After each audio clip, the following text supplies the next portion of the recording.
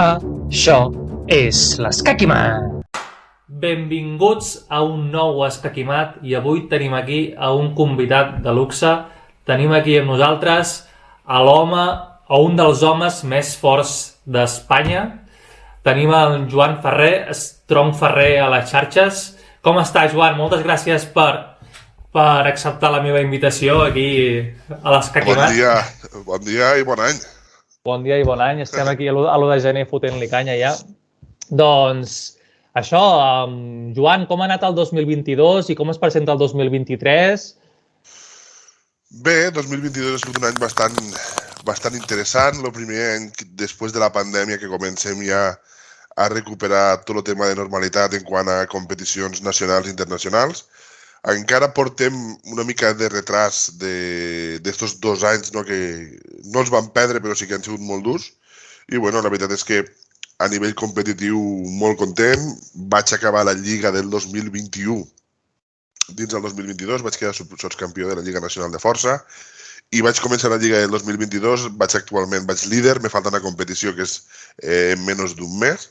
Llavors les sensacions són molt bones, a nivell físic també, a nivell de rendiment m'he notat molt còmode i bueno, llàstima dels 2 anys de parón que hem tingut de la pandèmia i ara sembla que tot torna a començar. El 2023 també es planteja molt bé en unes quantes competicions internacionals molt potents i bueno, a veure, de moment lo comencem molt bé el 2023. Perquè quan t'he presentat no m'he atrevit a dir l'home més fort d'Espanya perquè el 2022 representa que va guanyar el Roberto, no? Bueno, 2020 vaig ser jo, vaig ser campió de la Lliga Nacional. Sí, ja ho va ser, ja ets com l'home més fort d'Espanya, diguéssim, però aquest darrer any va guanyar el Roberto, no? Diguéssim. Sí, 2020 vaig ser jo, 2021 Roberto. I aquest any tu. I 2022, de moment, vaig líder. Per això, que d'aquí un mes podrem dir que tornes a ser l'home més fort d'Espanya, no? Espero que sí, estic treballant per que sigui que sí. Oficialment, clar. Perquè, i les sensacions són bones, vols dir que segurament que és molt assequible, no?, poder-ho fer.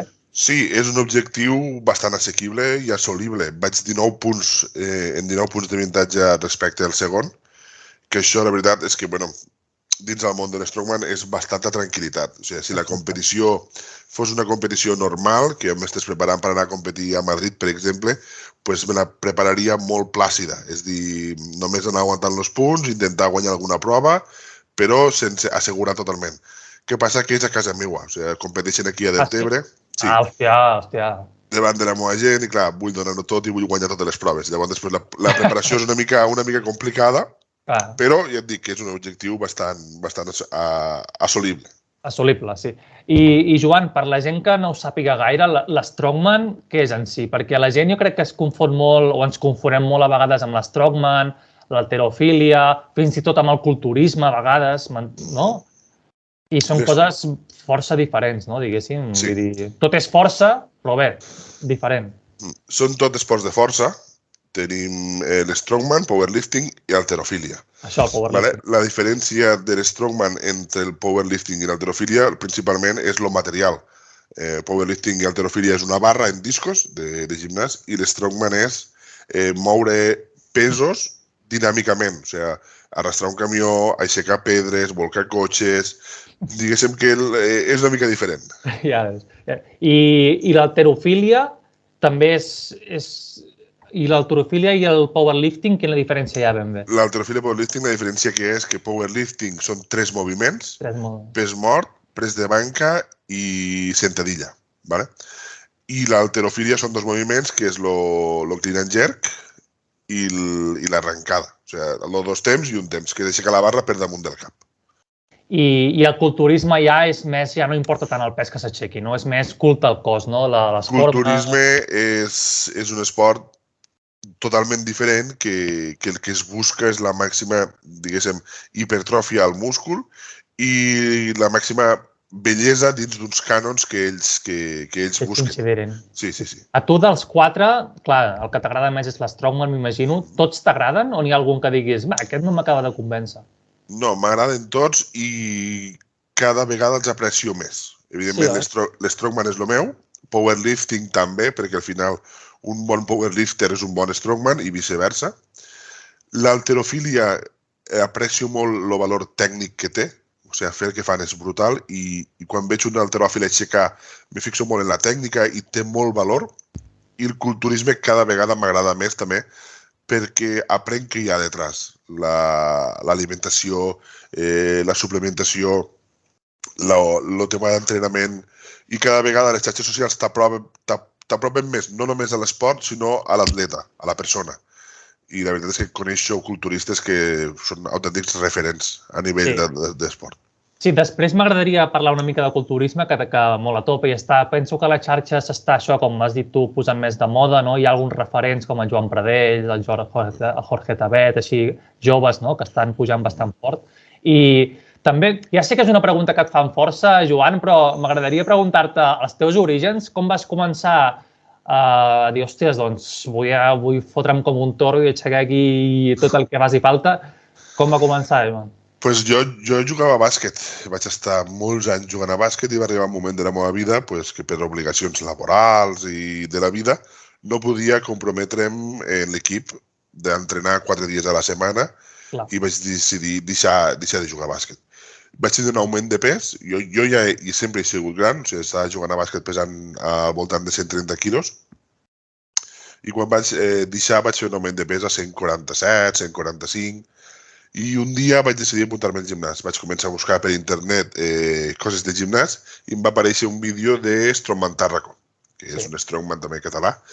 Vaig començar a mirar vídeos seus i vaig veure que tenia el gimnàs, o sigui, que ell era propietari d'un club de força a Tarragona. Jo visc al Delta, a una hora de Tarragona, i vaig dir, bueno, si contractava l'Strongman Tàrraco perquè ell me fes la dieta, la rutina i pujava a entrenar un dia a la setmana i els demés entrenava aquí al meu poble, doncs crec que ho faria.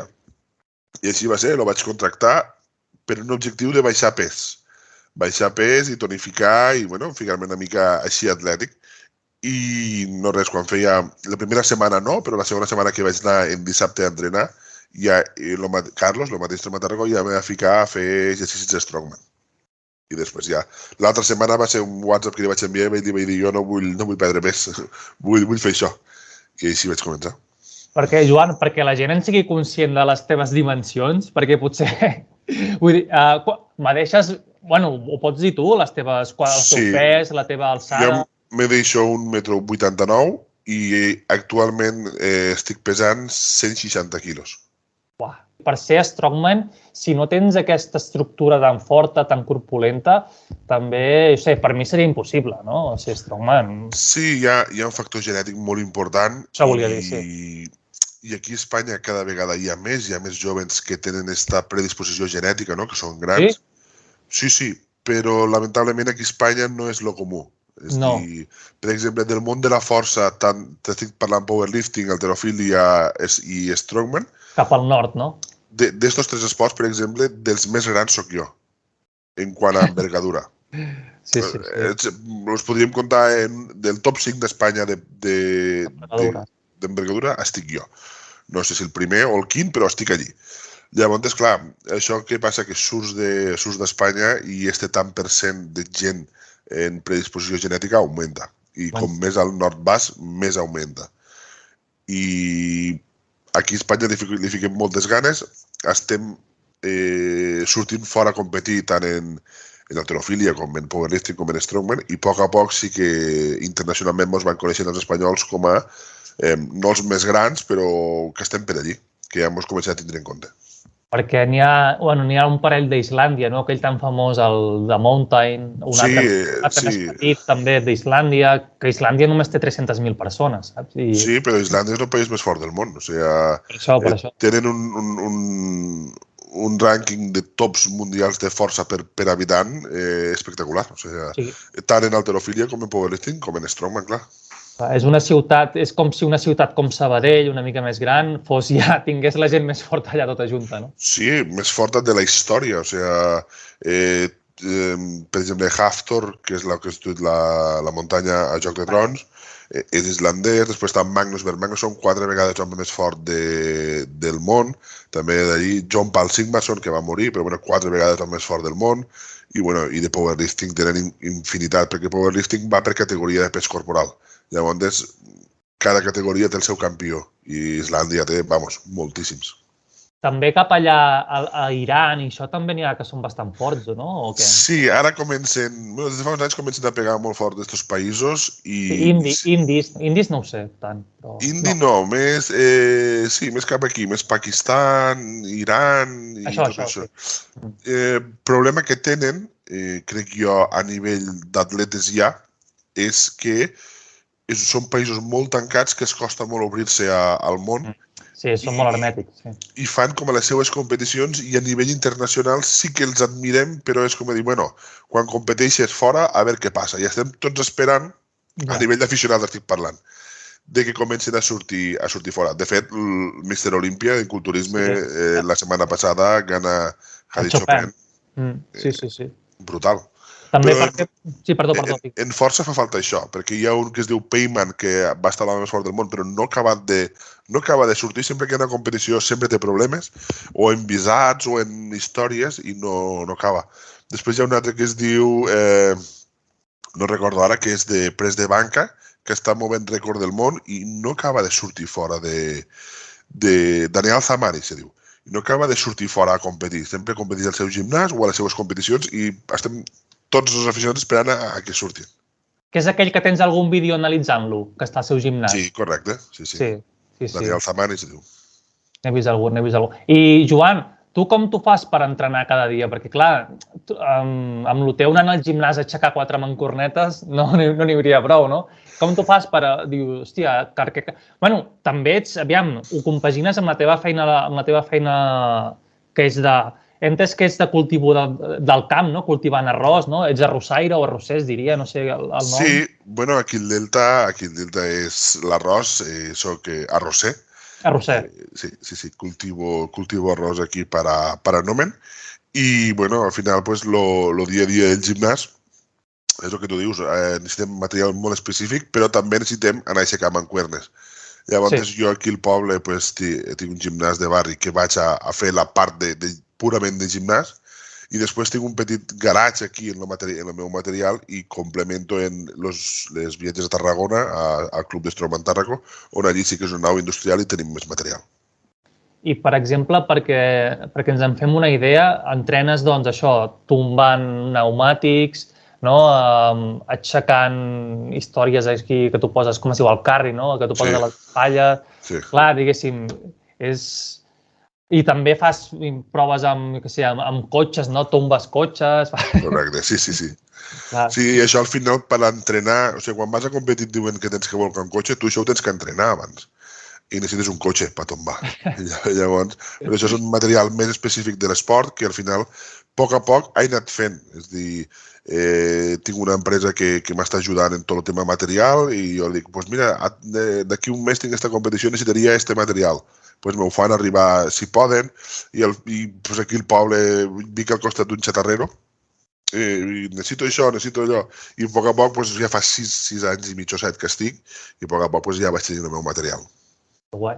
I també m'imagino que amb la feina que fas, sent arrosser, també esteu forts, no? Els que esteu allà treballant tot el dia, allà fotent-li...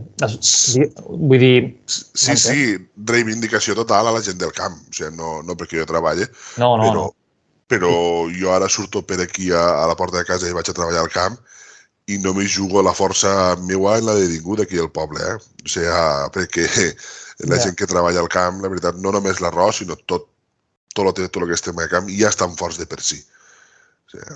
Sí, els pagesos, els que veig més de per aquí, de Catalunya, tots, clar, no tenen aquesta hipertròfia que en diem del gimnàs, que es veu allò així, però és una força bruta diferent. És una força de treball. Que és diferent. Una cosa és anar al gimnàs 2 hores, les teues malles, allí descansat, no sé què, i l'altra cosa és estar 8 hores, per exemple, treballant al camp. La força és totalment diferent i et dic que a mi hi ha pagesos i ganaders, o sigui, que m'han sorprès de dir, uf. Sí. No, i tant. I també hi ha dones que s'hi dediquen ara a l'arrosser o no tant? Sí, cada vegada més. Sí, el tema arrosser, la veritat és que ja tradicionalment aquí al Delta la dona ha tingut un paper molt important dins el que és el cultiu de l'arròs i més en en treballs físics que no en gestió, però cada cop més tema de gestió de camps de les dones, pues, com els homes. Sí, i s'està perdent força ja en general el treball de camp també, com es diu, de, diguéssim, això que abans, no sé, el 50% de la població catalana es dedicava al camp i ara un 3% o un 4%. És un problema clar, no? Que els joves no volen treballar al camp i molts pocs joves volen treballar al camp. Al final, jo quan vaig començar, jo treballava a una empresa de construcció i quan vaig aterrissar altra vegada a aterrar aquí al meu poble i vaig començar a gestionar els camps de la família, jo volia que els treballadors que jo tenia fossin del poble i gent jove, i impossible perquè no hi ha. I llavors, si és un problema el que la gent jove no es vol dedicar al camp, jo crec que fa falta una mica d'informació, no? Perquè la gent jove ho veu com una feina que no pots aspirar res més, una feina bruta, una feina molt pesada, i sí que és pesada, però realment jo tinc companys que són biòlegs que estan treballant al camp, tinc companys enginyers que estan treballant al camp i gent molt, molt intel·ligent i que fan feines d'investigació als seus camps, o sigui que és una feina molt, molt interessant. Sí, diguéssim que s'ha anat com desvirtualitzant una mica, no? Que treballar al camp i que ara la gent vol, altres coses que tinguin no més bona reputació, sinó que pensi, no, mira, soc més guai, no? Treballar al camp queda una miqueta relegat. Sí, però realment, a vegades ho parlem amb companys que treballar al camp, per exemple, per a treballar necessites tindre el carnet d'aplicador de productes fitosanitaris, que són cursos que fas i dius, hòstia, i que assoleixes molts coneixements. I a nivell de gestió, no sé, per cada dia que treballes al camp necessites 2 hores de gestió de papers, de permisos, clar, i és una cosa, és un món més obert d'estar en el llom acotxat al camp, que sí que també ja estàs, però és molt bonic el treballar al camp, perquè se suma el teu treball al camp, el coneixement del cultiu, el coneixement de la flora, de la fauna que tens que tenir, i t'ensenya també a estimar el territori. És una vinculació molt, molt forta al territori. Clar, també molta gent, quan es fa més gran, se'n vol anar de pobles a ciutats. Aquí es nota, o el Delta de l'Ebre, o no tant? Que se'n volen anar, doncs, jo què sé, a Tots Amposta, a Tortosa, o on sigui? No, més que aquí a Amposta, a Tortosa, és cap a Barcelona, a Tarragona. Els joves, al final, jo he sigut jove i també vaig marxar. Jo, en el meu cas, vaig marxar a Tortosa, però sí que és cert que la gent que estudia, quan acaben el batxillerat, volen marxar a la capital a conèixer món i a ser lliures. També és veritat que quan tornen aquí ho agraeixen molt. He tornat a casa. Sí, tant, no? Casa, la llar sempre és la llar. I Joan, tornant a l'Strongman, clar, per poder dur a terme tots aquests aixecaments, tots aquests arrossegar camions, tot això, s'ha de menjar com un camell, no? S'ha de menjar com si no hi hagués un demà, no? Podries explicar una miqueta, ja sé que t'ho he preguntat molt, però és que és molt interessant, podries explicar una miqueta què ets capaç de menjar-te en un dia o quina és la teva dieta una miqueta així per sobre? Sí, el menjar és un punt clau i crec que jo va lligat en la genètica. Per exemple, a mi pesar 160 quilos no em costa. Jo a mi aixecar-me i menjar el que tingui que menjar no és un problema. Tinc companys que arriben a 110, 115, estan 2 dies malalts, la panxa i no poden menjar més i no hi ha manera de que pugen de pes. Llavors hi ha una predisposició genètica en això. I l'alimentació, al final, quan vaig començar jo pensava que tot valia. És dir, vinga, fot-li menjar, i a poc te'n dones compte que no. Que mengem més sa que moltíssima gent que pesa menys que nosaltres i en part és culpa nostra, perquè a les xarxes socials al final el que mostrem és quan sortim i mengem aquella hamburguesa gran, perquè tenim la capacitat de menjar molt, o quan mengem molta carn, perquè clar, no interessa veure a un strongman menjar patata bullida, saps? O bajoques, 1 quilo de bajoques. Bajoques què són? Mongeta tendra. Mongeta tendra. Sí. Clar, no és una cosa atractiva a Instagram, això, o bròcol, saps? Sí. Clar. Compartim quan mengem diferent. Però una dieta, jo porto una dieta mediterrània molt elevada, és a dir, són, si un home de promig que faci esport té una dieta de 3.500 calories, per exemple, o 3.400, 3.200, jo estic portant ara per a competir 7.000, 7.500 per a mantenir el pes. Per mantenir. Sí, per a mantenir, per a no baixar de pes. Si tinc que baixar de pes, baixo un pelet, però no molt, O sigui, en 4 coses que toco a la dieta, baixo ràpid. I per pujar el mateix, 4 coses que toco, doncs pujo sense problema, hasta 165, 167. A partir de 167 ja me costa una mica, però ja a nivell físic. Ja les digestions són molt pesades, ja se complica una mica. Però entre 155 i 165, que és el meu pes competitiu, me'n moc entre competicions. Vull dir, vaig competir en 165 fa un mes, ara competiré en 155 en principi d'aquí 20 dies. Por ahí van lo barem que tinc jo. Perquè, 3.500 seria per un tio que fes esport i això, però per molts homes 2.500, 2.000 també pot ser normal, no? Vull dir, sí, més del triple, una persona... Si tu ara vas al metge de capçalera que et faci una dieta per baixar pes, te farà 4 preguntes i et ficarà una dieta entre 1.800 i 2.500 calories. Clar, això per homes, per dones és 1.500, no? És una mica menys. Sí, en canvi, si passes del metge de capçalera, passes a un nutricionista, doncs potser t'augmenta una mica entre 2.000 i 2.800. Però van per allí, més o menys. I si fas esport ja arriben a les 3.000, 3.500, depèn de l'esport que faigues. I més o menys amb aliments, així per sobre, per esmorzar... Clar, deus menjar 6 o 7 cops al dia, no? Intento menjar 5 segures i si puc 6. I llavors, ja et dic, és que no té molt de misteri, una dieta mediterrània. Puc menjar un mig quilo d'ensalada, per exemple, 400 grams d'arròs i 500 grams de pollastre. Exacte. Fas com una dieta saludable per una persona, però multiplicada per 3. Sí. Llavors, el problema està en quan no arribes a les calories i estàs perdent pes. Quan no tens la capacitat de menjar tant, que et toca començar a ficar dins de la dieta accessoris com ara salses, com ara algunes menjades trampa de pizza, d'hamburgueses, clar que no són tan sanes. A mi no em passa, jo ho faig perquè m'agrada. És a dir, jo el dia que menjo una pizza no ho faig perquè no arribi a les calories, sinó perquè m'apeteix. I ja està.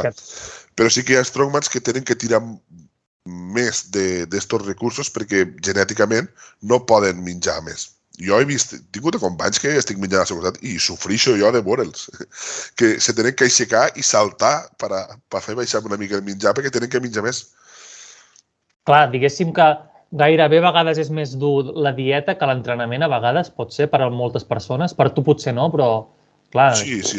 L'entrenament, al final, si t'agrada entrenar, vas a entrenar i els dies que fas un bon entrenament, bé, i els dies que fas un mal entrenament, doncs, demà tornes.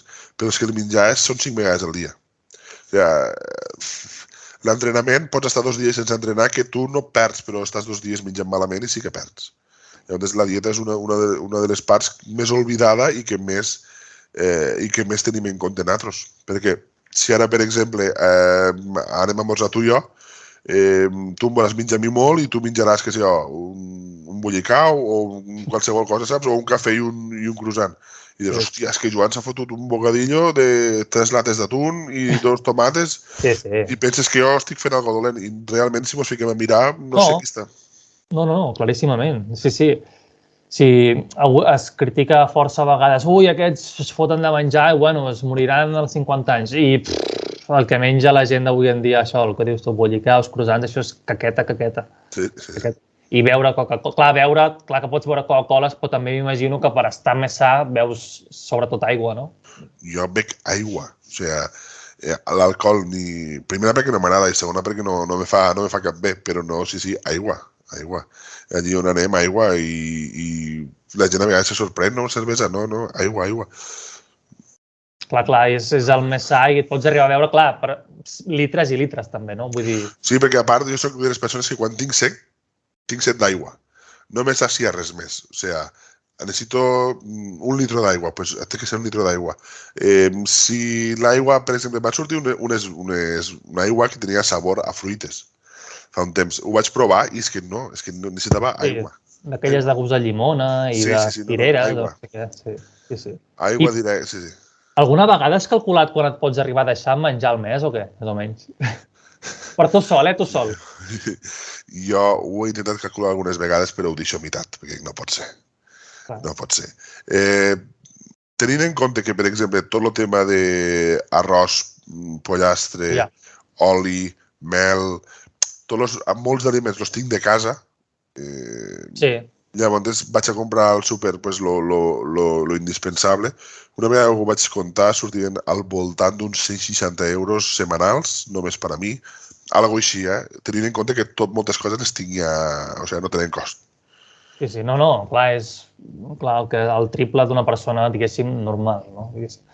I avui en dia, que tot encara està més alt, doncs diguéssim... Però això, per exemple, si nosaltres tenim animals a casa, tinc ous, tinc gallines, el meu sogre tenia pollastres, ara ja no en té, però bueno, tot això depèn del mes que tens més aport d'estos ingredients, doncs no gastes tant, i depèn del mes que no hi ha això, doncs gastes més.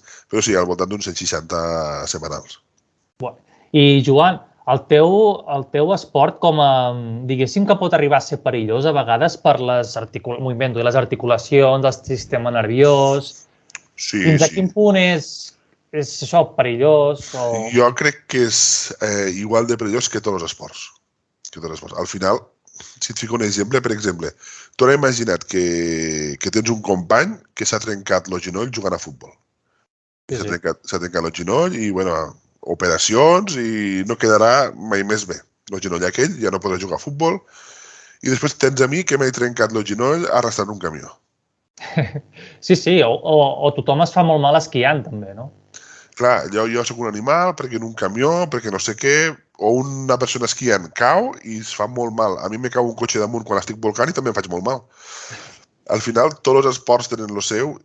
Sí que és cert que el nostre esport té una mica més de risc, diguéssim, extern, de traumatisme, de que et caigui algú damunt, de que et peguis un cop, que altres esports.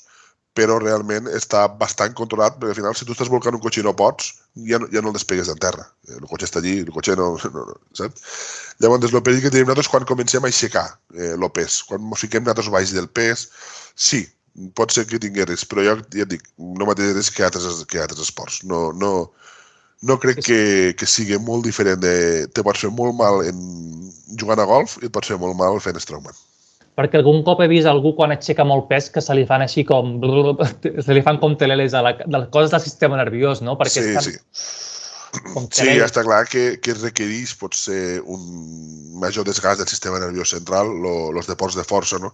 O deports extrems, de que fiques la cosa al límit. Al final, el sistema nerviós també aprens a viure en ell i a gestionar-lo. Quan tu entrenes i notes que fas coses que no són normals, saps que potser estàs massa cansat, potser el sistema nerviós necessita una mica de recuperació. També influeix molt el tema psicològic, que si creus que no podràs, si creus que sí i encara no pots, no sé. Hi ha molta gestió també aquí anímica i de l'entrenament. Perquè tu, Joan, quan pots aixecar més o menys de press banca, perquè la gent se'n faci una idea, o un camió que arrossegues, clar, pesa quan pesa 12 tones, allò. Sí, els camions que arrosseguem, el mínim són 12 tones, i el màxim que he fet jo han sigut 32. 32.000 quilos? Sí. I llavors en exercicis de gimnàs cadascú mou els seus pesos, però jo, per exemple, actualment de press de banca estaria fent al voltant de 180 quilos de press de banca, en sentadilla al voltant de 300 i més mort també al voltant de 300, per exemple. De màquines de gimnàs, en polers, tot això, el pes màxim està que em canso. O sigui, qualsevol màquina de gimnàs que li puguis modificar el pes, compta el pes màxim. I ni així puc acabar de calentar en el pes màxim de les màquines. Clar, perquè són com joguines per tu, en el fons, no? Perquè si hi ha 100 quilos, clar, 100 quilos, una persona... 100 quilos, no sé, una de pit així, això per tu no... Clar, són 100 quilos de pit. Justament esta, que és la que tot el món té d'això, és que, no sé, crec que a vegades tinc companys que m'aguanten, o sigui, tot el pes i aguanten, perquè és que no... Realment, l'estímul que busquem no... Les màquines no estan preparades per donar l'estímul que busquem nosaltres. Però les hem de fer igual i les treballem també. Clar, heu de barrejar l'hipertròfia, no?, amb una miqueta d'aixecar menys cops, més, no?, l'hipertròfia amb el que fas tu. Sí, hi ha moments de tot de la temporada. Hi ha moments d'hipertròfia, hi ha moments de força, hi ha moments de mixta, entrenes mixtes, depèn dels objectius, també depèn dels punts febles que tingui cada atleta, va buscar una cosa, buscar una altra. A vegades veus un company que està entrenant i dius, què està fent? I jo no ho faria mai, però clar, ell ho necessita. I al revés, hi ha vegades que tinc companys que m'envien un WhatsApp i diu, hosti, Joan, què estàs fent? Per què fas això? Bueno, doncs perquè jo, per exemple, me fa mal això o tinc un punt dèbil aquí i estic treballant-lo.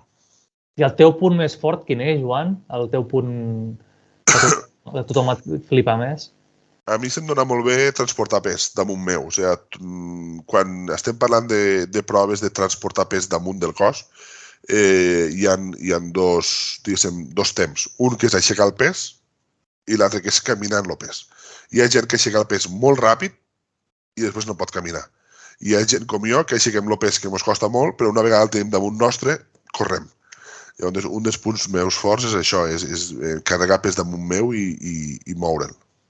Clar, també heu de fer una mica de càrdio, no?, també, perquè correu, no és estàtic, és corrent, és... Sí, clar, tu quan arrastres un camió, arrastrar-lo està molt bé, però l'has d'arrastrar més ràpid que ningú, perquè va a temps.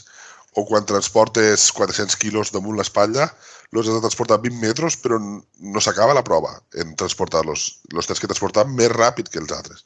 Llavors aquí també hi ha un factor de càrdio i també tens que aguantar les competicions i les proves són cada 5 minuts, o sigui, no tens temps de recuperació quasi entre prova i prova, i en vegades que has arrastat un camió estàs respirant, estàs mig desmaiat i ja t'estan cridant que, Joan, que et toca la següent, i igual tens que anar a aixecar 5 pedres de 150 quilos.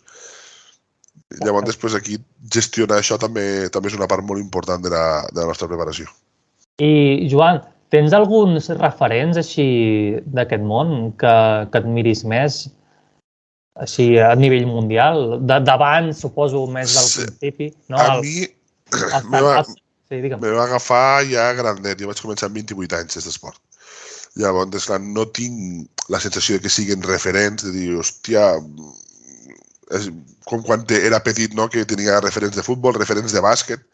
Ara no, són gent simplement que admiro i respecto molt com a atletes. També és cert que he tingut la sort de conèixer a la majoria de tops mundials, ja sigui anant a veure competicions o inclús competint contra ells.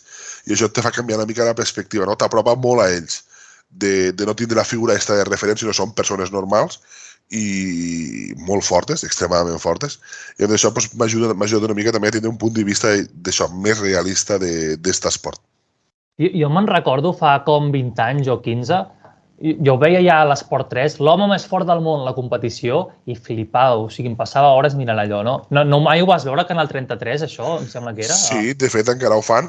Sí, encara. Canal 33, o TV3, la Corporació Catalana de Mitjans Audiovisuals, té encara la llicència, o sigui, compra anualment els drets per a emetre Strongman i és l'única televisió espanyola dins a l'estat que té els drets d'emissió. I sí, jo quan era petit ho veia i, com dius tu, estava allí mirant, que passa que no entenia que era un esport, no entenia que allò eren atletes que estaven preparant per això. Pensava que era gent que quedava un fin de setmana i fent, i no, o sigui, per arribar allí és molt complicat, hi ha unes fases prèvies molt dures i la competició és duríssima, duríssima. I és superdivertit, és que és guapíssim veure-ho, vull dir, m'estranya que no ho promocionin més, perquè jo flipava, vull dir, era molt divertit. El problema està en que aquí és un esport que no es feia o es feia molt poc. Llavors les teles no apostaven per això i ara que sí que veuen que comença, el tema de l'streaming ja ho tenen així. És dir, els drets normalment tenen televisions americanes o ingleses i clar, el dret d'emissió el tenen ells i l'streaming no té la mateixa competició. Llavors quasi que no té sentit perquè ara mateix l'home més fort del món no el fan en directe, el fan un mes després, però en les xarxes socials ja ho sabem tots com ha acabat, ja ho han vist tots. Llavors crec que les xarxes socials també juguen un paper en això, en què la informació és al moment. I de fet, este 2022, a l'home més fort del món, mentre s'estava fent hi havia un noi allí, en anglès, que anava retransmitint al seu Instagram. I clar, jo ja no l'he vist, la competició. Ja he vist el que m'interessava, vaig comentar el que m'interessava, ja sé com acaba, ja no el veuré, a no ser que un dia estigui fent zapping i me caigui. Però ja dic que és complicat ara intentar entrar pel tema de la televisió, aquestes competicions. No obstant, a Gol TV s'està retransmetent la Lliga Nacional de Força i està tenint molta acceptació. Clar, és que la gent jo crec que quan ho mira una vegada ja s'hi pot enganxar força perquè és impressionant, vull dir. Sí, fa falta el punt de saber que detrás ja segueixen. És a dir, molta gent que ha vist la Lliga Nacional de Força a Gol TV i ha descobert aquest esport i m'han buscat a les xarxes socials i han començat a mirar i diu, hòstia, este és un esportista, no és un que passava per allí fort i s'ha ficat. Llavors crec jo que fa falta transmetre la part esta de... És com el futbol. Sí. O sigui, els deportistes són deportistes i treballen tot l'any per això. No se troben aquí, vinga, l'any que ve més. Fa falta, crec jo, que el puntet este, que és el que em passava a mi fa anys, que jo no sabia que això era un esport, que no sabia que hi havia unes classificatòries, que no sabia res. I fa falta una mica de didàctica en este aspecte. També perquè, ara ja no tant potser, però abans tots els esports així de força com si denigraven una mica a vegades aquests forçuts que només saben aixecar pes, no? Era com una miqueta a vegades com despreciar-los una miqueta, no sé, em fa aquest efecte una mica, no sé si te'l fa. Cada vegada menys, però sí que és cert que jo quan vaig començar a 7 anys pareixia que els que aixecaven pedres o eren de gimnàs, hòstia, molt encasellats, no? El típic goril·la del gimnàs. Sí.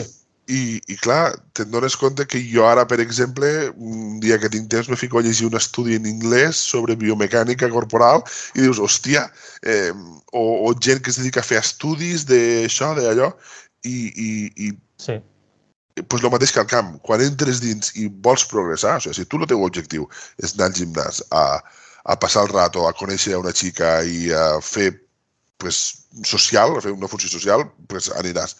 Però si tens l'objectiu de competir, de millorar, de ser millor, de buscar el màxim rendiment a cada apartat de l'esport, hi ha gent molt potent i cada vegada se fan més estudis i tens que llegir més i aprendre més i interioritzar certs conceptes que jo estic molt content d'haver-ho fet gràcies a l'esport que faig.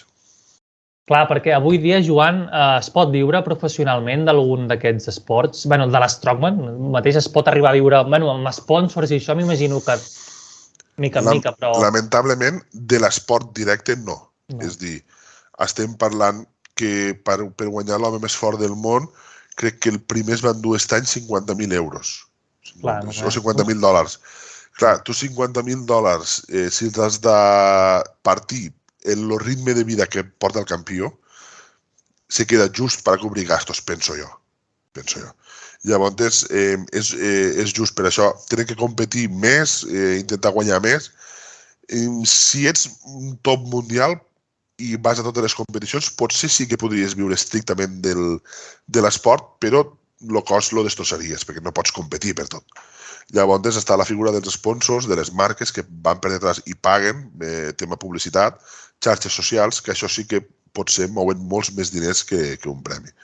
És a dir, per exemple, què sé jo, estic segur que Hafthor o Eddie Hall, tops d'aquest esport, cobren més de fer una publicació al seu Instagram que de guanyar un campionat. Claríssimament. I diguéssim, creus que de mica en mica aquests esports de força, perquè jo estic veient amb el culturisme, no? De mica en mica, penses que d'aquí 10 anys poden estar molt més doncs al dia a dia o què? La tendència és esta, a nivell en general. En l'Strongman espanyol particular fluctua molt. Fluctua molt perquè fa uns anys no es veia moviment de relleu generacional, no es veia gent jove que començava, fa 3 anys o així va haver un estancament que érem els mateixos i que no veiem ningú detrás. Clar, això fa que el nivell a poc nostre, de la generació de fa 6 anys, va pujant, i quan el nostre nivell va baixant, hauria de venir la generació per detrás. No la hi havia. Ara sembla que més gent jove s'està interessant i ho està intentant. Llavors, aquí a Espanya penso que li falten uns anys de fluctuació encara.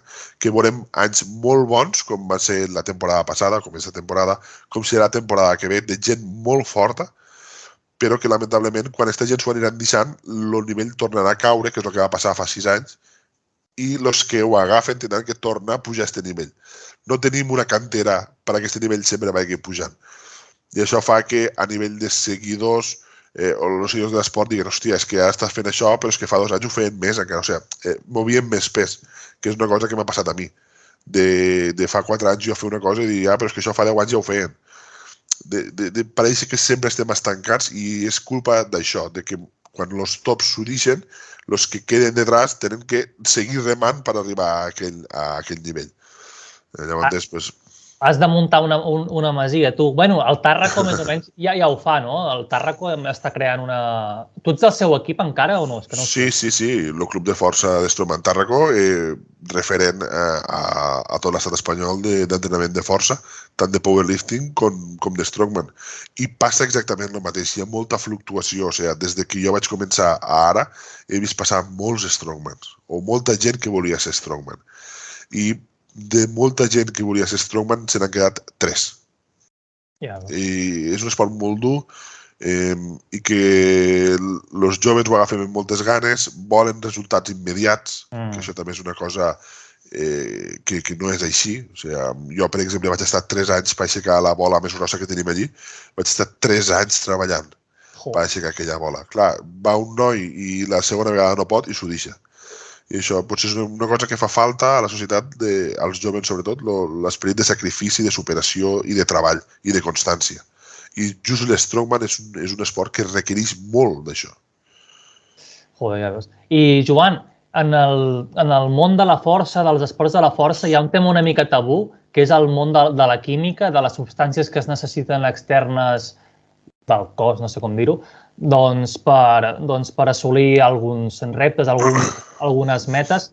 En tot el món de la força, creus es necessita? Vull dir, sense química seria el mateix o creus que és un tema tabú que se n'hauria de parlar més per la gent jove, les xarxes socials, que no vegi depèn de quin cos i digui, hòstia, jo vull el cos del Joan Pradell. Ja, però, bueno, clar, per aquest nivell claríssimament necessites, diguéssim, química, que jo personalment no ho trobo com a res penyoratiu ni res dolent, perquè qui no té un all té una ceba, qui no es posa cabell es posa pits, tothom, vull dir... Però, clar, és un tema tabú, no? Creus que se n'hauria de parlar més o fins a quin punt és perillós no parlar-ne? Jo crec que és un tema que camines pel fil de la navalla sempre. És dir, si en parles més i ho normalitzes, és perillós. També. Si no en parles, també és perillós. També. Crec jo que és un tema tabú que es veu exagerat, o sigui, en els esports nostres de força, de culturisme, en esports individuals i en esports col·lectius no salta tant, però que tot l'esport a nivell competitiu, quan tu fiques per davant la competició que la salut, quan tu vols millorar i estàs competint per a millorar, evidentment arriba un moment que el cos diu hasta aquí i per a seguir necessites la química. Però no per a seguir en força, no per a seguir en powerlifting, no per a seguir en culturisme, sinó per a seguir en futbol, per a seguir en bàsquet, per a seguir en tennis, per a seguir en ciclisme, en waterpolo, no sé, dis-me l'esport que vulguis. Quan vols millorar i tens que guanyar un altre, si l'altre pren els riscos, tu també els prendràs. Llavors, és un tema que és complicat perquè molts que parlen obertament a les xarxes socials de química són criticats i alabats al mateix temps. És a dir, estan fent una bona funció, però també estan fent una mala funció, perquè molts jovens, just pel fet que dia de no tindre la constància, de no tindre el sacrifici, acaben anant a la química, que no és la solució. És a dir, un culturista natural pot ser extremadament bo, un strongman natural pot ser extremadament fort, o sigui, a nivells que... Sí, i un futbolista natural pot ser extremadament bo a nivells també de tops mundials. Llavors, clar, on està? Perquè si tu uses química i no entrenes, no serveix de res. Llavors, aquí és un tema que quan surt és molt interessant i és un debat, ja et dic, que s'està tenint bastant d'autèntics referents del culturisme que ho diuen obertament. Jo estic així perquè uso química, de referents que no diuen res de referents que ho neguen. No sé, al final també és una cosa que serveix molt a nivell de xarxes socials de que es parle. Este usa, no usa... és un debat que és bastant interessant. Sí, però, exacte. Però, clar, diguéssim, a una competició de culturisme, clar, tret que sigui realment per natis o naturals, que es diu, clar, tothom... Clar, la gent no sé si n'és conscient. Jo no sé, jo fa uns anys veia algú molt fort, que ara veig perfectament, penso, perquè ho sé, perquè m'agrada una mica el tema, doncs mirar xarxes socials, segueixo algú amb molt el culturisme i tal, no? Doncs, clar, la majoria de gent jo penso que no ho sap, que es pensa que només és arròs i pollastre, no, encara? I clar, és que hi ha coses que són impossibles, no, avui en dia. I clar, jo si tingués 15 anys, ara amb les xarxes socials, diria, hòstia, jo vull el cos d'aquest, i és... Però pot arribar a frustrar, no? Perquè és que és impossible. O sigui, hi ha coses que són impossibles. Però jo crec que això és la vida. És dir, tu te pots fixar un objectiu de ser astronauta, que quan comences fas, això, el que és astronauta, per què no m'ho dia quan vaig començar? O vull ser pilot d'avions. I la gent se fica i diuen, no, què m'estàs contant? Però això és el mateix. Al final, tu quan ets jove vols aquell cos, te fiques a treballar, veus que no arribes i al final descobreixes que hi ha un treball detrás i que, evidentment, hi ha un estil de vida, no, que has de passar per allí. Al final és acceptar-ho i ja et dic que a moltes temes de la vida et passa això, que tu entres en desconeixença perquè t'agrada i quan estàs allí dius, això és així per allò. Què passa? Que les xarxes socials això ho apropen més i molta gent ho critica més. Llavors, també un tema de que són esports individuals. Llavors, estem molt més exposats, perquè si jo estic competint contra tu i puc agafar alguna cosa per tombar-te, ho faré. O perquè quedes tu malament i jo quede bé. En canvi, si és un equip, si és un esport d'equip, doncs tens l'equip que t'ajuda, l'equip que et tapa, l'equip que entre tots ho fan passar. O sigui, de testos antidoping se'n fan un munt. Quants futbolistes donen positiu? Pues si tu et fiques a buscar per Google quants futbolistes donen positiu, n'hi ha moltíssims. Quants arriben a l'opinió pública, a la tele? Cap. Per què? Perquè hi ha un interès d'un equip, un interès d'una lliga i un interès d'una imatge mundial de que això no arribi o sigui el menys possible. Llavors, certs esports estan més exposats per aquest tema, perquè no tenen diguéssim, la manta que tapar-se de l'equip o de l'esport que es protegís, que al final l'Strongman, per exemple, és un esport individual i les federacions són privades. Si tu dones molts problemes, diuen aquí no vingues més i ja està, ja apanya. Llavors, i el culturisme, igual. Són esports individuals que són privats i llavors estem molt més exposats per això. Però ja et dic, tu veus a un strongman de nivell mundial arrastrar un avió i tens que entendre que aquest avió naturalment sí que es pot arrastrar, però no pots competir arrastrant-lo. Igualment, veus a un futbolista al final de la pròrroga fer un sprint de punta a punta de camp i tens que entendre que tot sol tampoc va. Clar, diguéssim que tot l'esport d'èlit doncs té ajuda Sí, en major o menor mesura jo crec que sí, Sí. Però hi ha un punt de responsabilitat nostra. És dir, jo, quan veig bàsquet, vull veure a tios de 2 metres i pico saltant uns per damunt dels altres i jugant cada 2 dies. Claríssimament, vull dir que jo crec que no s'ha de mirar des d'una manera això de criticar-ho ni molt menys, senzillament és el que tu dius. Tu si vols mirar l'NBA per veure el LeBron James amb gairebé 40 anys fet un puto toro fibradíssim, doncs vull dir... Però això no trau que sigui un crac.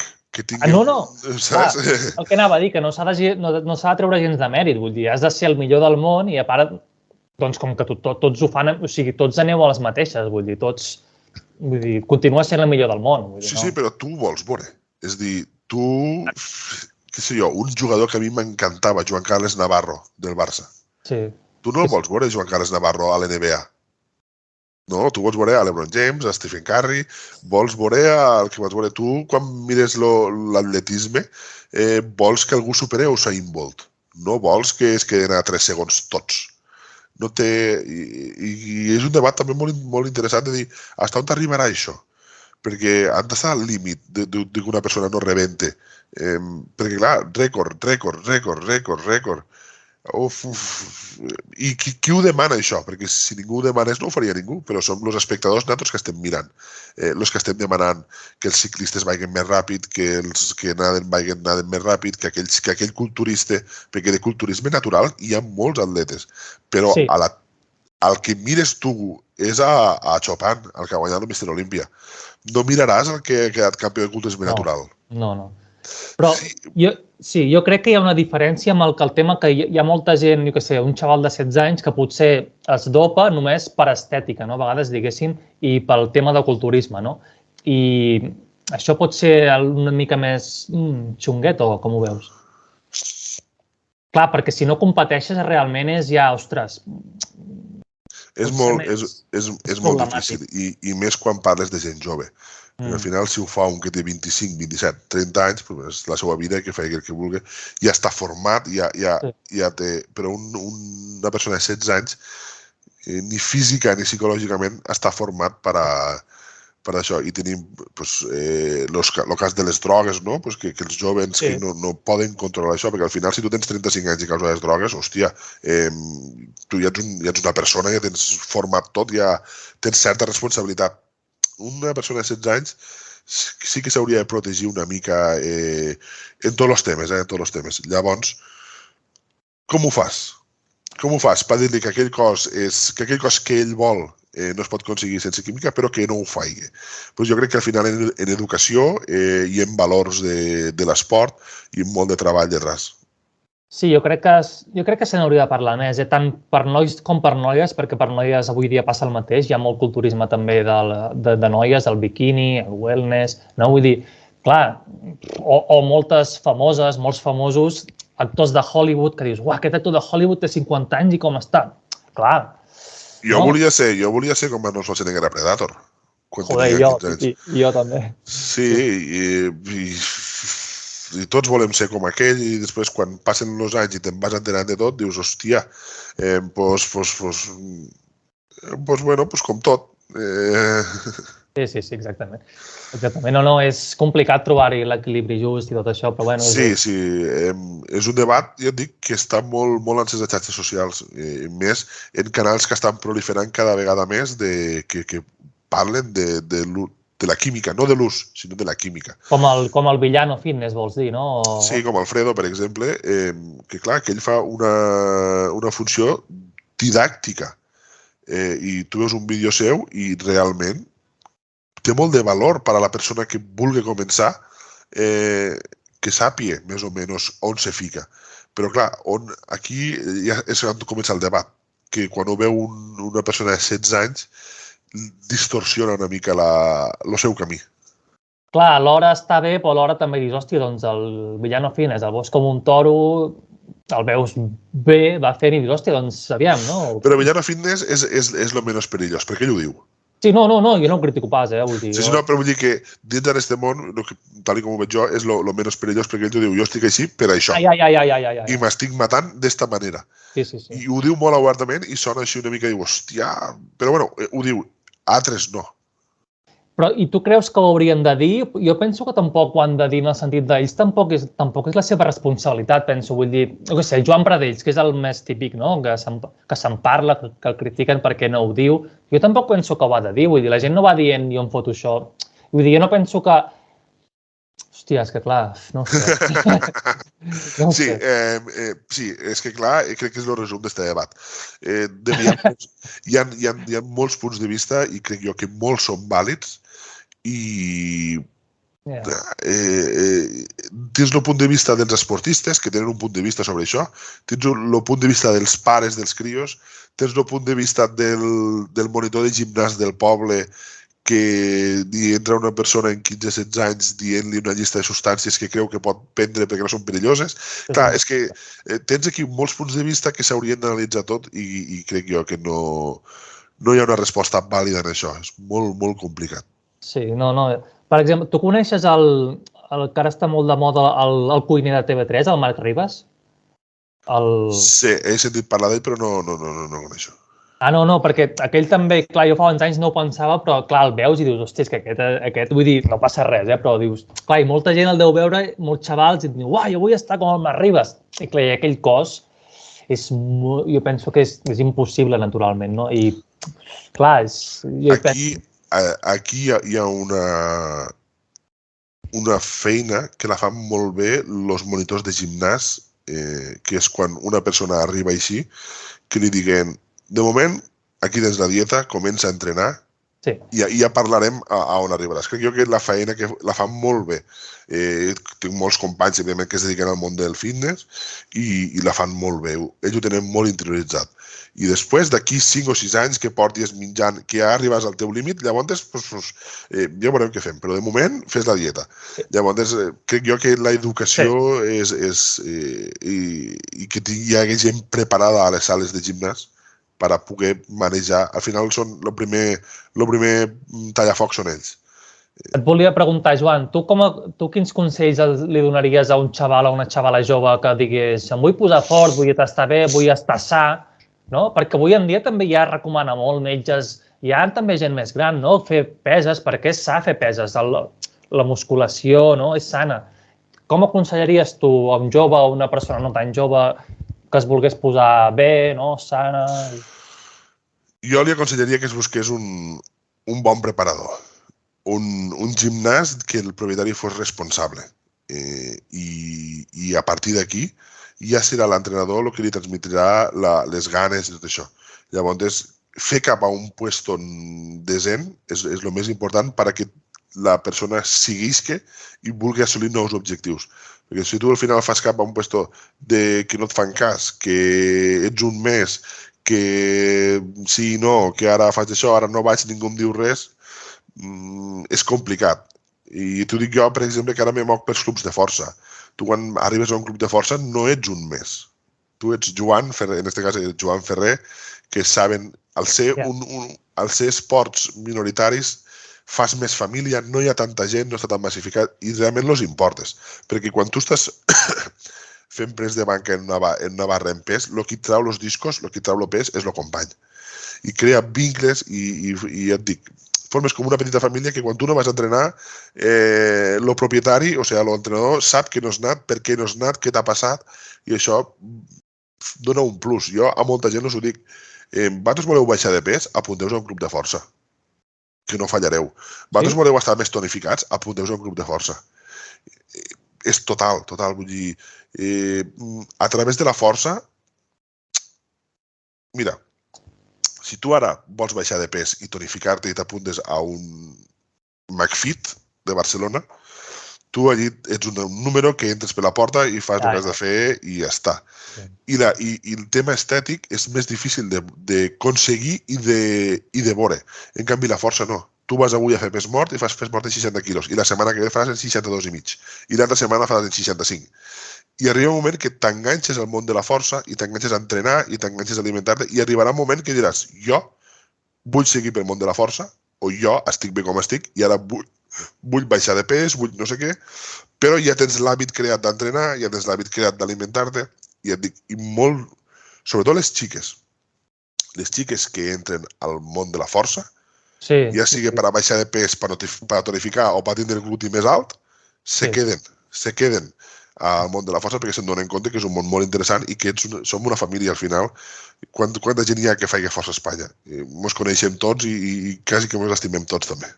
Sí, ho he vist amb moltes xavales, que això, cada cop em veig més al gimnàs i això, i que realment, a part de que els agrada, també, doncs, també estèticament també ho veuen que es van posant bé, com tu dius, tot va junt, no? També. Sí, tenim un fals concepte, no?, de la xica que comença el gimnàs, que es fica grossa, i no és així, i menys en la força.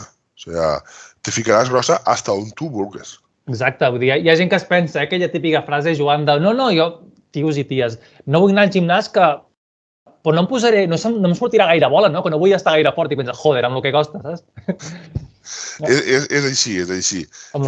Però tinc amics que m'ho diuen encara i amigues que m'ho diuen que jo em vull apuntar al gimnàs però no m'agradaria fotre'm molts ombres, no sé què, i jo els dic, a veure si pots. Just los hombros, a veure si pots, saps? Ja, hòstia, les espatlles costa. Sí, i et dic, jo et recomano sempre el món de la força per això, perquè té un efecte de que sempre vols més, sempre vols aixecar més, i aixecar més t'implica que tinguis que entrenar més, no només força, sinó hipertròfia. Llavors, entren en un bucle, xics i xiques, però les xiques sí que és veritat que sí queden més. Els xics van força... El problema dels xics és que tenim l'ego més pujat que les xiques, i quan tu entres en un grup de força i veus a 50 tios aixecant el triple que tu, te desanimes. I llavors ja no tornes més. Però les xiques no. Les xiques són molt competitives entre elles i molt competitives de cara als xics. Llavors, sí. Llavors, els agrada molt l'ambient del grup de força perquè en principi, si fas cap a un club que la gent competeix, la gent va allí a treballar. Tu vas a entrenar, no vas ni a lligar, ni a jugar en el mòbil, no, vas a treballar. Llavors, l'ambient del club de força, ja et dic jo, que és una mica diferent al que la gent està acostumat. I després, això per a gent en sobrepès, que també ho he vist molt. Tu arribes a Strongman Tarragona avui en dia en 120 quilos de sobrepès i arribo jo en 160. Vull dir que tu, saps, complexes fora. Ningú et mira. Ets un més. A més, ets un dels petits. Clar, llavors aquí hi ha una cosa, i les xiques igual. Hi ha una cosa, hi ha un ambient que la gent no ha descobert encara i que els que ho descobreixen, pues, los agrada moltíssim. Hi ha xavales que aixequen un muntó, de cames, fent sentadilles. Les cames les tenen, jo al·lucino. Sí, mira, jo us vaig a fer... Si hi ha alguna xica que estigui veient, que hi ha una xica, per exemple, una powerlifter espanyola de les millors, que es diu Isabel Sanz, en un físic brutal. Hi ha una altra xica que es diu Mayara da Silva, en un físic brutal. Jo a Strongman Tarragona tinc a Patricia, també en un físic brutal. I veus físics que dius, és que estan aixecant barbaritats de pes i tenen uns físics molt espectaculars. Llavors, cadascuna dins el seu... N'hi ha més musculades, menys musculades, però jo et dic que són físics que moltes xiques les busquen fent bicicleta i una mica de cardio al McFit i realment la resposta potser la tindrien en el món de la força. Sí, no, seguríssim. Podem parlar 5 minuts de culturisme, Joan? Sí. Sí, que mola. Com has vist l'últim Olímpia aquest que va ser fa 2 setmanes? Perquè vaig mirar l'entrevista que vas fer amb el Villano Fitness. Vas dir que ara t'estàs aficionant al culturisme, no? I que és el primer Olímpia que has vist així bé. Ho vas passar bé o què? Sí, jo en culturisme m'agradava. Veure coses de culturisme tant masculí com femení m'agrada molt.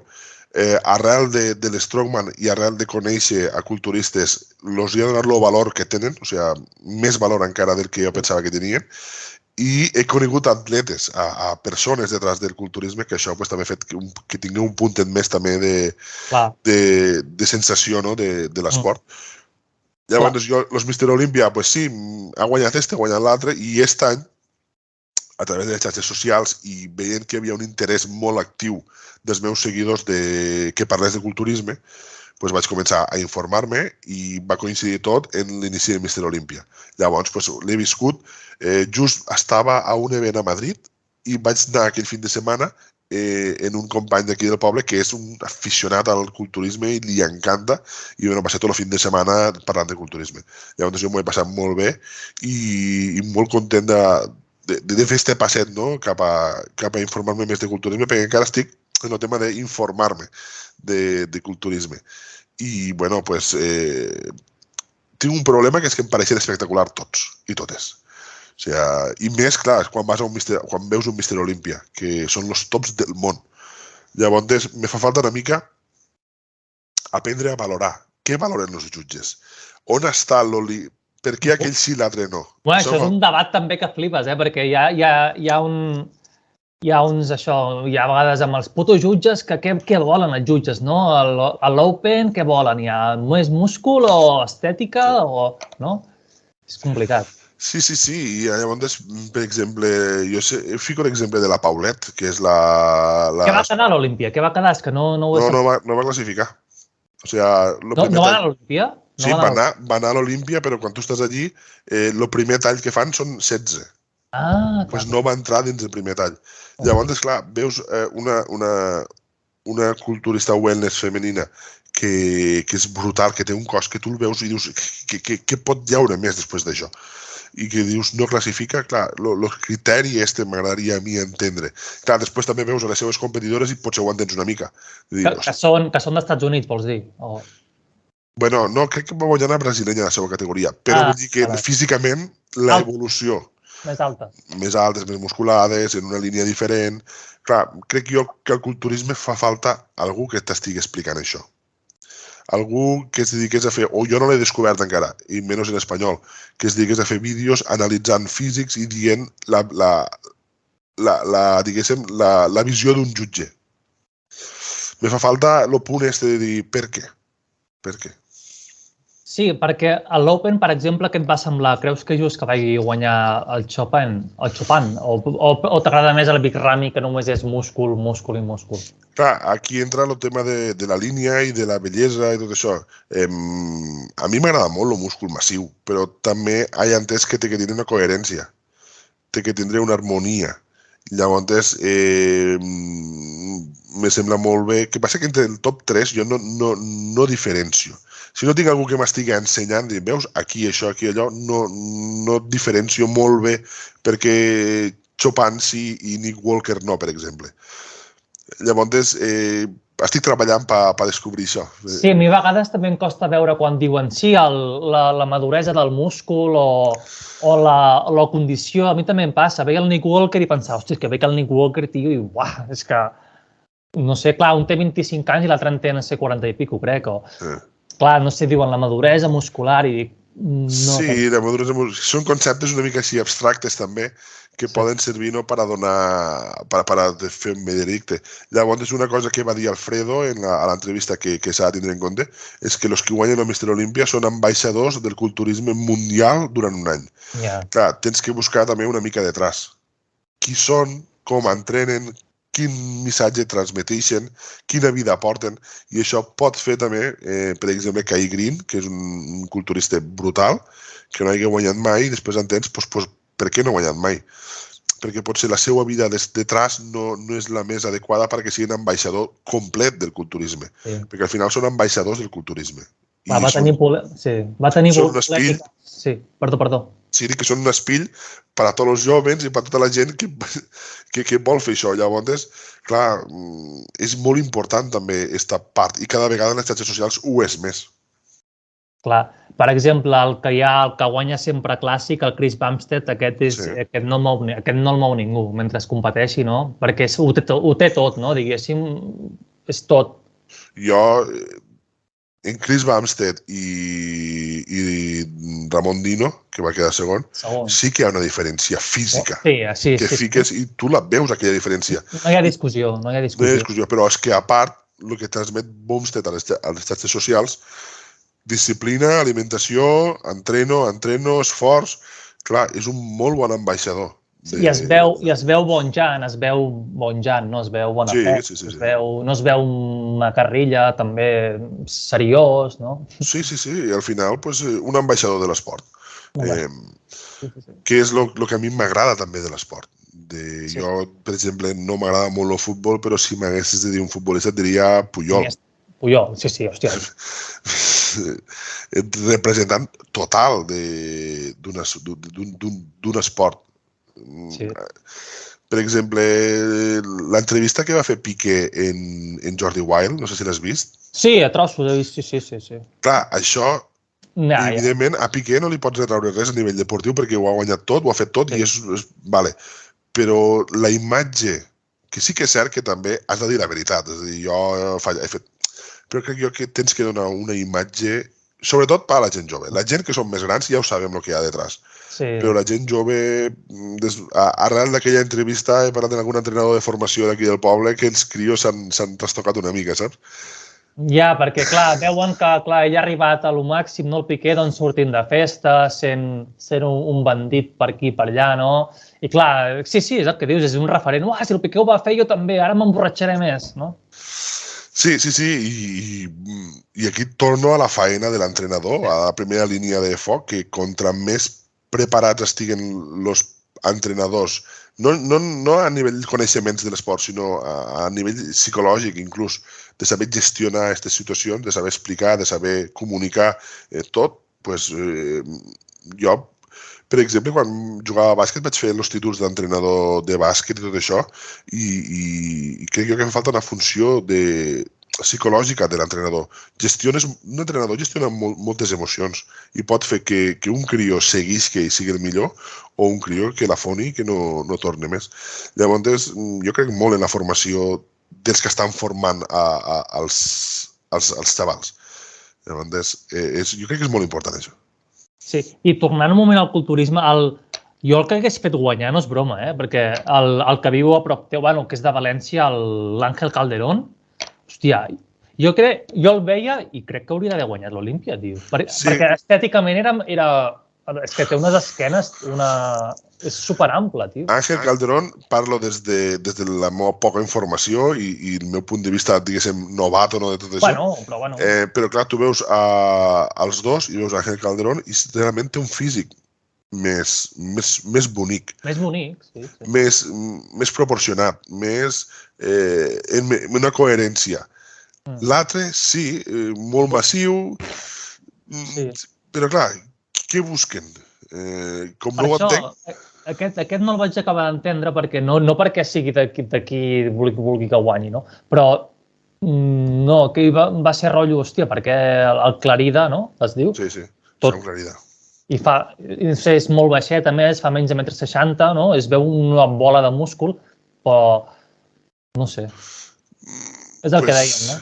Sí, també genera debat i el que la gent mou les xarxes, no? Que un parla, que l'altre no sé què, que l'altre no sé quants, però jo veig les fotos d'ells posant junts i visualment pot ser que Calderón està a un punt. Que després vas a buscar, com diuen, les cames, que les de Clarida eren millor, l'esquena, doncs potser sí que algun grup era millor, però així en general, quan tu veus el culturista, pot ser que Calderón tingui una mica més de sentit el seu cos.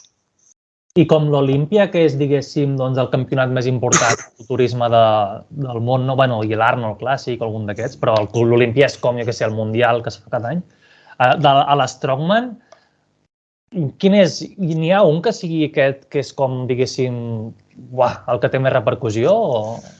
Sí, nosaltres tenim els Strongmans com a competició de referència a l'home més fort del món, la WCM. Això se fa una setmana a l'any i per accedir a les classificatòries tens un circuit mundial que t'otorga a la plaça esta. Són 30 strongmans que van a competir a la més fort del món i dels 30 ne passen 12, crec. 10 o 12, no recordo ara exacte. Llavors, és molt dur perquè accedir és molt complicat i una vegada estàs dins, passar el tall dels 10 o 12 és molt, molt difícil. És una competició que dura una setmana, les prèvies se fan entre setmana i la final en fin de setmana. Llavors, és la competició de referència. Hi ha altres competicions també molt potents, com Arnold Classic dels Estats Units, està tot el tema de la més fort d'Europa, la Giants Live, l'Strongman Classic, hi ha moltes competicions. Però així de referent, l'home més fort del món crec jo que és la principal. El que parlàvem, el que dèiem abans de TV3, no? Són aquelles? Sí, ara des de fa uns anys TV3 té contracte en la Giants Live, que és la promotora de l'home més fort del món, i també està retransmitint l'home més fort d'Europa, també retransmeteix algun campionat més top, però sí, el que estem acostumats a veure és l'home més fort del món. I tu ara, quan tornis a quedar un altre cop campió d'Espanya, ja aniràs a Europa un altre cop, no? Aniràs a classificatòries, no? Sí, és més un tema personal de cada strongman. És dir, al final jo podria, lamentablement, aquí a Espanya guanyo l'home més fort d'Espanya i me quedo aquí. Si jo no sóc jo que surto a dir, escolta'm, estic aquí, sóc jo, me quedaria aquí. En canvi, si tu guanyes l'home més fort de França, automàticament ja passes al d'Europa. Perquè tenen un contracte en la Giants Live, perquè fa més anys que ho fan. Aquí a Espanya fa falta una figura d'algú que surti i digui vaig apostar per això, vaig a invertir diners i vaig a buscar col·laboracions en aquestes grans competicions i que l'home més fort d'Espanya ja va passar a l'any, crec que era 2004, 2003, va anar espanyols a l'home més fort del món. perquè hi havia un acord entre l'Associació Espanyola d'Atletes de Fuerza i la WCM que el guanyador anava directe. Clar, van anar 3 espanyols, si no recordo malament. Però bueno, l'acord es va trencar, pel que sigui, i ja no s'ha tornat a establir mai més. Ni en l'home més fort del món, ni en cap competició a nivell europeu. Llavors tinc que ser jo personalment que anar i dir, jo sóc este. I llavors si ells creuen oportú t'inviten i si no, doncs a casa. Tu creus que ja a nivell europeu i mundial tu tens aptituds per competir-hi fort o què ara mateix? Mira, la primera vegada que vaig competir a nivell internacional i directament top va ser a l'Strongman Champions League, que fa 2 anys, que l'Strongman Champions League és la lliga per baix de l'home més fort del món. Els 3 primers classificats van a l'home més fort del món. Llavors allí te trobes a tots els que volen arribar i als strongmans professionals que volen classificar. És una lliga molt potent i vaig anar allí la primera vegada i em vaig lesionar calentant. Però la sensació que vaig tindre va ser de desubicat total, de dir, què estic fent jo aquí? Contra estos tops, contra esta gent tan immensament forta. No veia que jo pogués fer res contra ells. Llavors, fruit de los 2 dies previs a l'hotel en esta gent, que si spots publicitaris, que si marques, me va abrumar molt i no vaig estar perquè tenia que estar i tot això va ser que em vaig lesionar calentant. Vaig fer la competició, vaig quedar alguna prova bastant bé, però vaig quedar últim de la competició. Llavors, bueno, són oportunitats que passen una vegada, estar en una competició d'estes i fer bon paper. Puc tornar a anar, però fer bon paper és molt complicat. M'haig quedat molt tocat anímicament de la competició aquesta i dic, hòstia, he tingut l'oportunitat i no he pogut fer res, perquè la sensació no he pogut fer res perquè estava lesionat. Però 3 o 4 mesos després me truquen i em diuen, hi ha una competició a Alemanya paral·lela que es diu Megatron, no sé què, no sé quantos, vindrà gent molt forta, tal que ha estat l'home més fort del món, i vaig dir, vinc. Clar, allí ja anava diferent, ja sabia el que era, ja sabia qui em trobaria, ja sabia com gestionar-ho tot, i vaig quedar de 12, 6è o 7è, no recordo. Vaig guanyar una prova i em vaig notar molt bé. Llavors, en l'experiència personal meua i després de Roberto Rodríguez, que és l'altre espanyol que està competint fora, que ha estat a la Champions, està en tot l'any i que està quedant 5, 6, 4, si li va molt bé, tot això, jo crec que els espanyols actualment, tant Roberto com jo, si sortíssim a Europa, no faríem mal paper. Ara que els dos tenim experiència, perquè això també és un punt. Roberto, recordo jo que l'any passat me trucava i em deia, hòstia, Juan, que estoy en Bulgaria, que va venir este, que va venir el otro, que no sé què hacer. Clar, això ara no ho fa, ara ja sap el que ha de fer, igual que jo, ja sabem el que hem de fer. Llavors, crec que si este 2023 sortim els dos, que la idea és que sí, a nivell internacional saben que a Espanya hi ha Strongman, que això ja és molt important. Perquè ara mateix el millor del món, el Tom es diu, no? Tom no sé què. Tom Stallman. De quin país és? És escocès. Hòstia. Sí. Són 2 germans, Tom Stallman i Luke Stallman.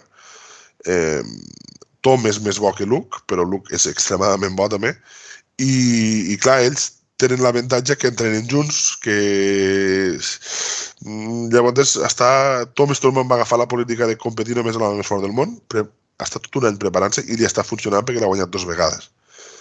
Llavors, este és a nivell del món el que és el més fort del món. I després els altres països que hi ha també són d'Europa o del nord? Bueno, als Estats Units sempre té... Estats Units, el Brian Shaw, no? Brian Shaw, Bobby Thompson, sempre té representació molt forta. Regne Unit també sempre té representació. Els georgians són extremadament forts. Lituània, no? Els samiques, no? També. Lituans, sí, però no tanta representació com altres països. Ha tingut samiques, que és la més fort de la història, però no té molta afluència d'això. Hasta Islàndia, que tradicionalment ha tingut molta afluència, sí. Però crec jo que Estats Units i Regne Unit són els dos que més afluència tenen i que més tant % de guanyadors també tenen. A part d'Islàndia, clar. Sí. I el País Basc, he vist que algun cop fas alguna cosa amb algú del País Basc o tal, que allò també hi ha forçuts, no? El País Basc o què? Clar, el País Basc és la cuna de la força d'Espanya.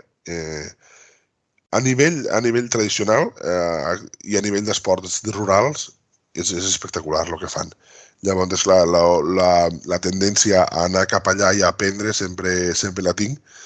I ara mateix, esta setmana ha estat Martins Licis, que ha sigut un strongman a nivell internacional, està entrenant allí en los Arikasotzaires, aixecant pedres i bueno, és molt interessant tot el món del deport rural i a part de la tradició i de la cultura que hi ha detrás de tot això.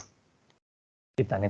Bueno, portem 1 hora i 20, anirem acabant, si vols, Joan. Tenies res, un parell de preguntes més que em feien il·lusió. Algun cop t'han proposat, jo què sé, treballar de guardaespatlles o de seguretat, o de, jo què sé, algun cop t'han sortit historietes que diguis, però què cony em diuen? O coses curioses així, o què? Sí, alguna proposició he tingut de fer algun treball on la presència física fos important, sí. Què passa que, en el meu cas, la presència física i el caràcter no van units. És dir, no seria bo per als treballs que m'han proposat no de guardaespatlles, però sí de fer algunes feines una mica túrbies en què la presència física pot marcar una diferència. No és lo normal, Normalment me truquen els companys i això per a fer mudances, això sí. Però per a fer feines així de guardaespatlles i això, no, perquè tampoc me presto gaire, saps? Sempre és una cosa que... I suposo que la gent que es dedica a això ho veu. Quan parles amb ells ja ho saben si tu ets agressiu, si no ets agressiu, I llavors jo soc zero agressiu. No, però potser per ser guardaespatlles justament busquen gent que no sigui agressiva, però això, no? Amb l'aparença... No sé. Les propostes que he tingut han sigut una mica túrbies per a fer coses una mica al límit de la llei. Al límit de la llei, no? I clar, és que jo m'imagino, tu si fots un mastegot a algú el pots matar sense voler, no? Has d'anar en compte, no? Sí, tinc molt d'autocontrol. O sigui, a vegades si algú et toca els collons i allò que... Jo què sé, no me'ls toquen. No, ja. No, tu no, però imagina que toquen els collons, jo què sé, una amiga teva i clar, sense voler has d'anar en compte de no fer mal, no? Perquè clar, sense voler una hostieta d'algú... Si ara per si es pot matar algú d'un cop de puny així de mal donat, tu pots matar-lo. Tinc molt de sentit de la responsabilitat, de l'autoresponsabilitat. I a vegades ho parlem amb companys, amb la meva dona, dic, és que... Ahir, per exemple, per què no beus una mica d'alcohol? Perquè no m'agrada, però que et penso, si veigués una mica im descontrolés, clar, tu a una persona de 70 quilos se descontrola, l'agafes en terra i ja està, però a mi no. Per això ho deia, saps? És una cosa que tinc molt en compte. Clar, si tu estàs al metro i algú es gira i et fot una colzada, doncs, disculpa, però clar, me giro jo i et fot una colzada que a vegades m'ha passat, no és el mateix. D'acord, vols dir que sense voler fas un cop de colze? Sí, clar. Si jo a vegades que em giro i hi ha algú detrás, és com xocar una paret. Hòstia puta, tio. I no sé, quan vaig a un lloc que hi ha molta gent, jo camino i detrás de mi van tots caminant, perquè clar, no tinc... Jo quan camino, quan hi ha 160 o 165 quilos caminant, jo no em moc, jo camino recte. Llavors, quan hi ha molta aglomeració de gent, això que vas, disculpa, aparta, saps que vas movent? Jo no, jo camino recte. Què vols dir, que sense voler els vas atropellar? Com vols dir? Claro, tu, per exemple, si tens que passar a una discoteca, tens que anar a la barra, hi ha moltíssima gent, passes de costat, fiques la mà, intentes... Algú et pega un cop i marxes cap aquí, jo no. Jo és recte, com un transatlàntic pel gel. Clar. Camino, saps? I vaig fent. Llavors, sí que a la gent li xoca molt, això, però... O quan algú se dona un cop contra mi. A Posterior n'hi ha molta gent. Clar, és que és una paret. Jo ho admeteixo. O sigui, a vegades que se giren i es queden mirant què ha passat aquí. Són 160 quilos allí ben ficats, saps? No. Clar, perquè realment els que esteu forts, Joan, la gent es pensa que els que estan més forts són els que tenen aquest més múscul, així com els culturistes, però els que esteu forts de debò, clar, per ser fort has de tenir una miqueta això de...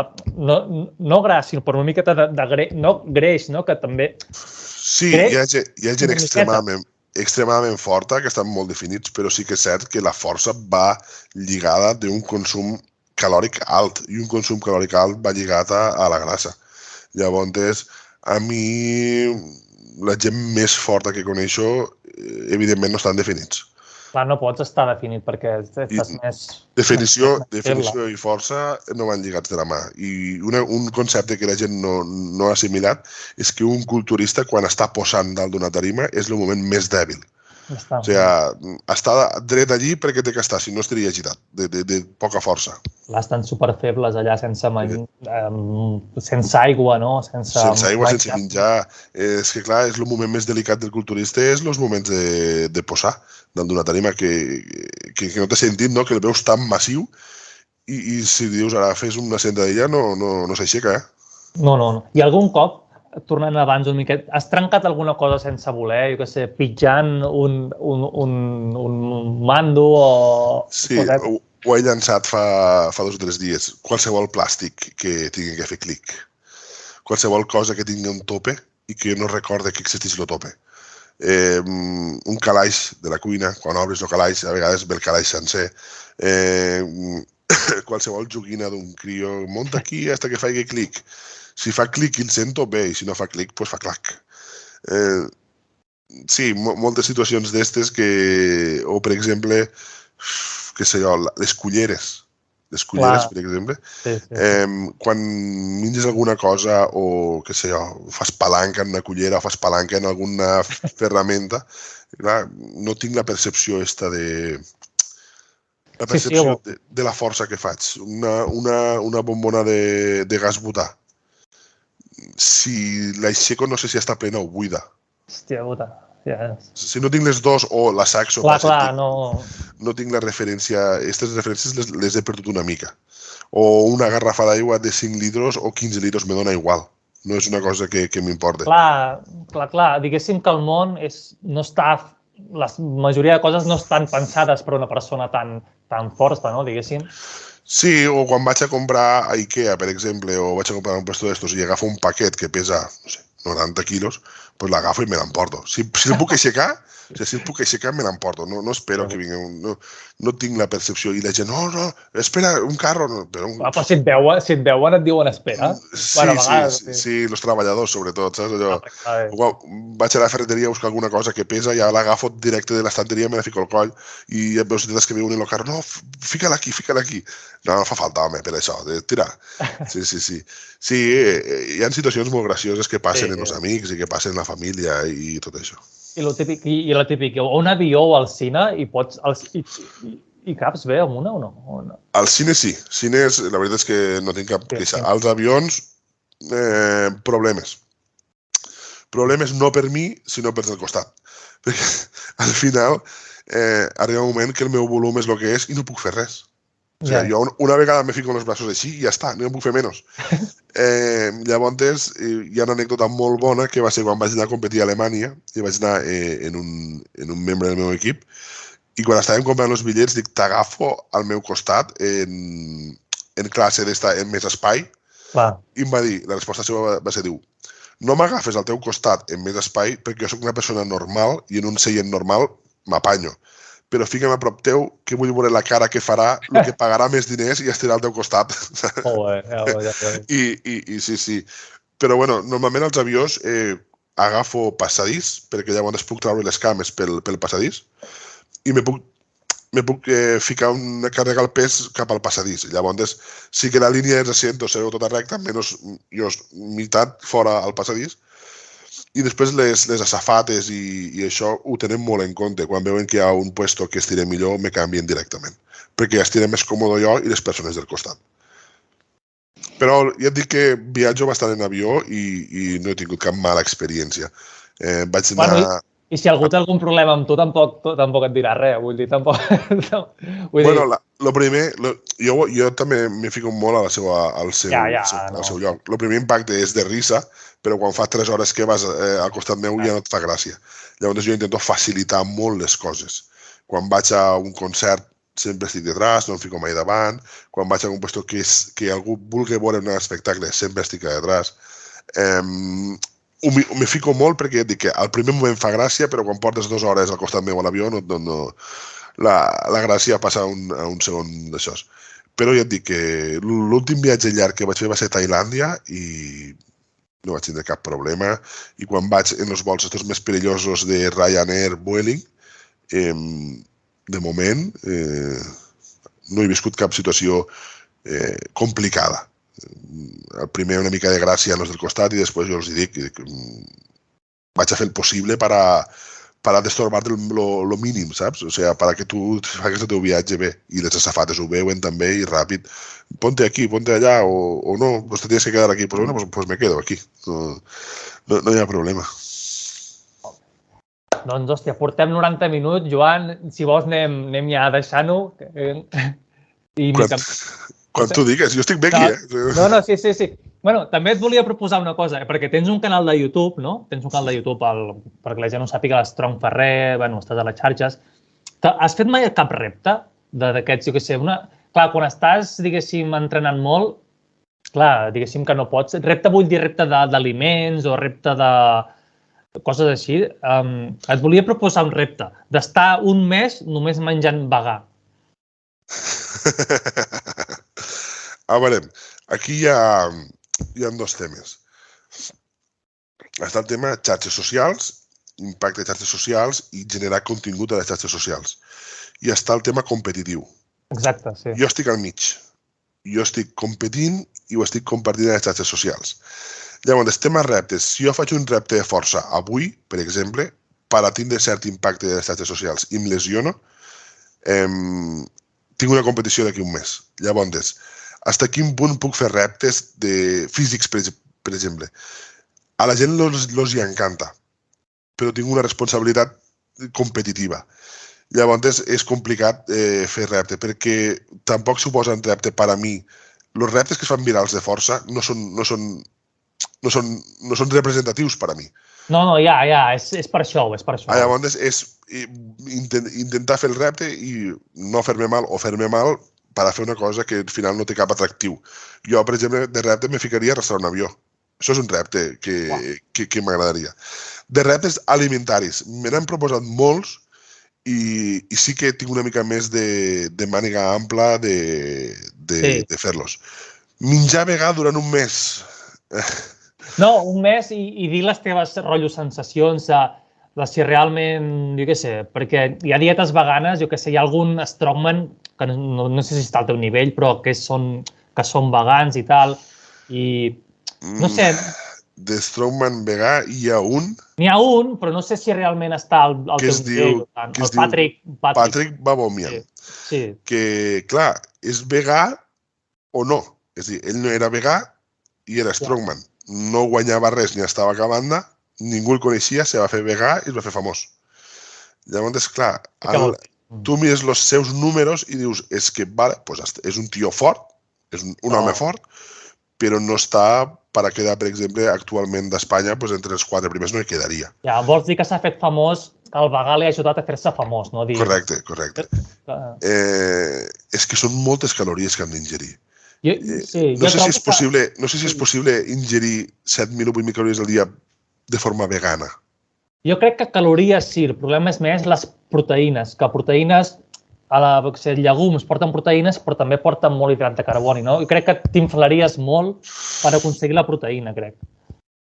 No sé. Jo dic que jo no tinc res en contra dels vegans, ni contra el menjar vegà, ni res, i és o sigui, jo no soc vegà perquè soc del poble i he crescut així, però un dels problemes que li veig en cas meu a això és que hauria de consumir moltíssim, o sigui, és impossible poder digerir tot el menjar de 7 o 8.000 calories de forma vegana totalment. Llavors, a part del tema proteïna. No sé, parlo des de la poca informació que tinc jo d'això.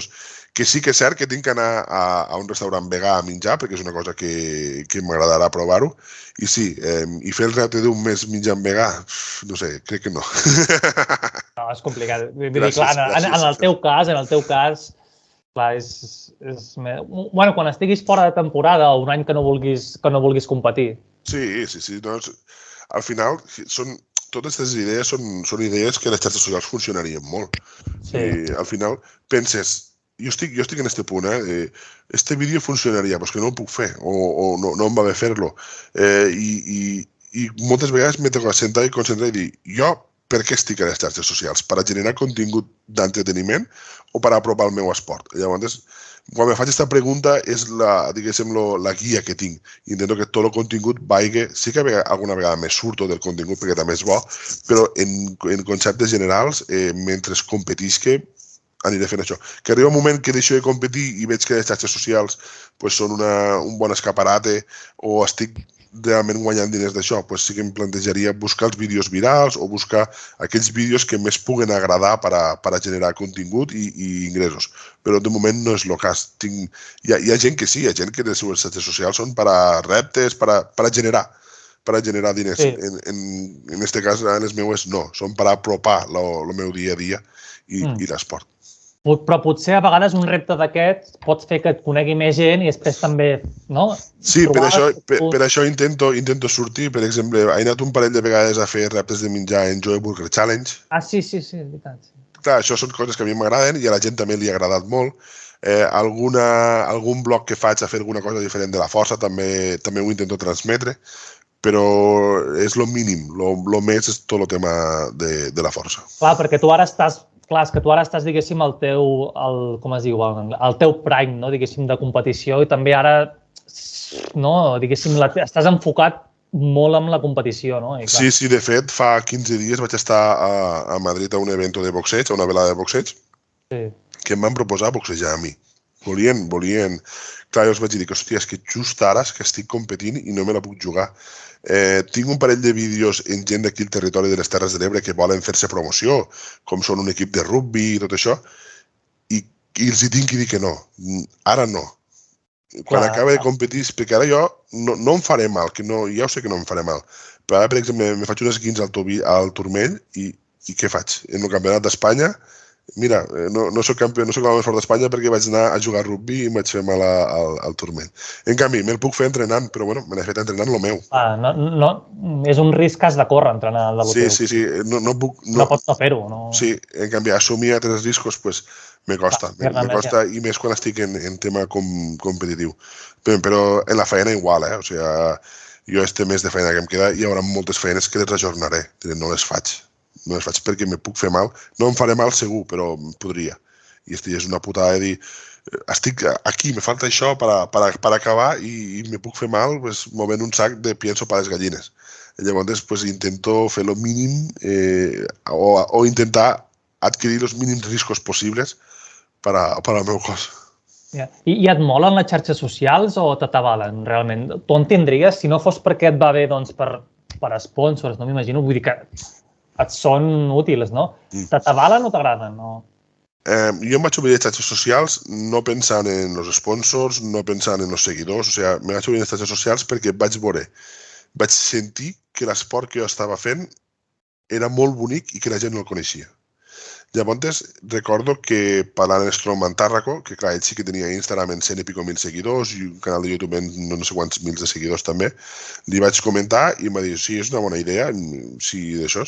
Clar, molts amics meus no sabien el que jo feia, molts familiars no ho sabien, i vaig dir, bueno, una forma d'apropar-los-ho serà així. I, de fet, vaig començar fent contingut en català. Ah, sí? Hòstia, no sé. Sí, les meves primeres publicacions eren en català. Per a mi i per a la meva familiars i amics. I va arribar un moment que vaig dir, bueno, hi ha molta més gent que potencial que puc arribar en l'esport si faig vídeos en castellà.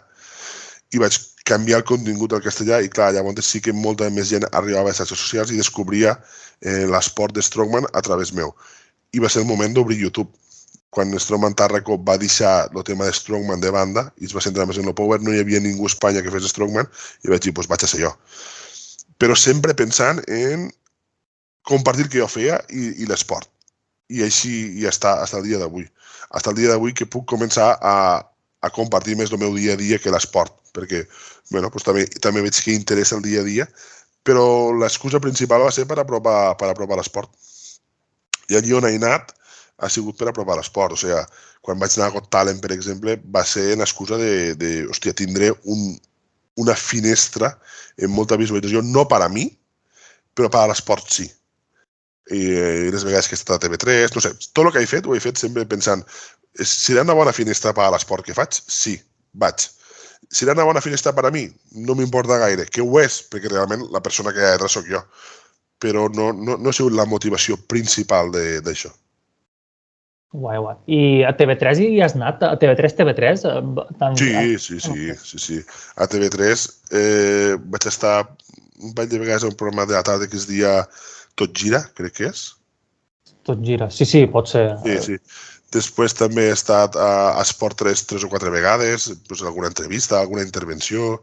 Van vindre ells també aquí a fer-me un reportatge aquí al Delta. Sí, vaig estar a Sálvame també.